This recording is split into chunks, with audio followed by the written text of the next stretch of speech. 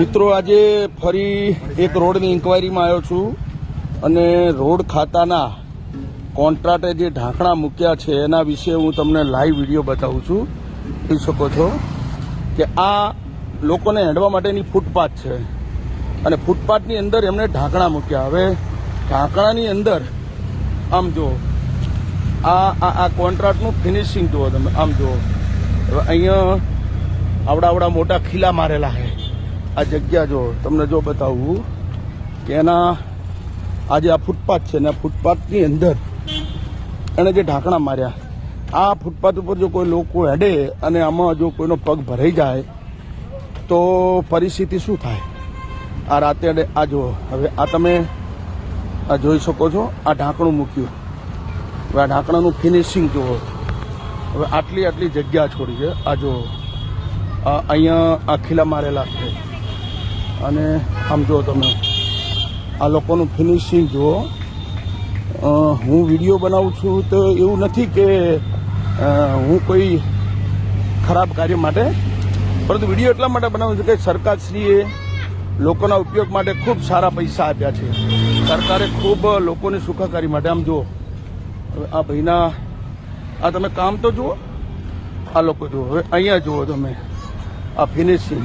હવે આ જોઈ લો, આરવા છે, આ આરસીસી છે, તમે જુઓ 3 ઇંચ અને આ આરસીસી છે 6-7 ઇંચ. તમે વિચાર કરો, આનું ફિનિશિંગ તો જુઓ. આ ભ્રષ્ટાચારની તો શું કહેવાય, આ કોન્ટ્રાક્ટ મને એવું લાગે છે કે આમ લોકોને છેતરવાનો ધંધો કર્યો છે. ખરેખર આની તપાસ થઈ જોઈએ. આ ઢાંકણા ફિનિશિંગવાળા મૂકવા જોઈએ, તાત્કાલિક આ ઢાંકણા બદલવા જોઈએ.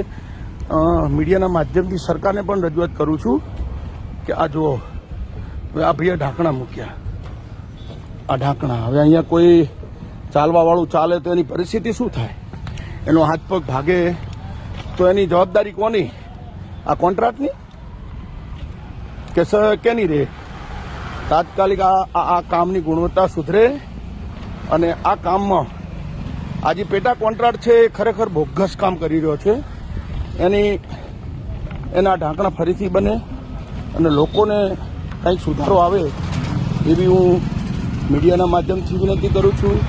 મારા તમામ ચાહકોને વિનંતી કે વધારે વિડીયો શેર કરો કે જેથી કરી અને આ વિડીયો સરકાર સુધી જાય અને આવા કોન્ટ્રાક્ટને બ્લેકલિસ્ટમાં નાખે અને સરકારશ્રીની ગ્રાન્ટો ખરેખર સાચી રીતે વપરાય એવી હું વિનંતી કરું. આમ જુઓ તમે, હવે આના માથે લોકો કઈ રીતે ચાલે, આ ફૂટપાથનો ઉપયોગ કઈ રીતે કરે?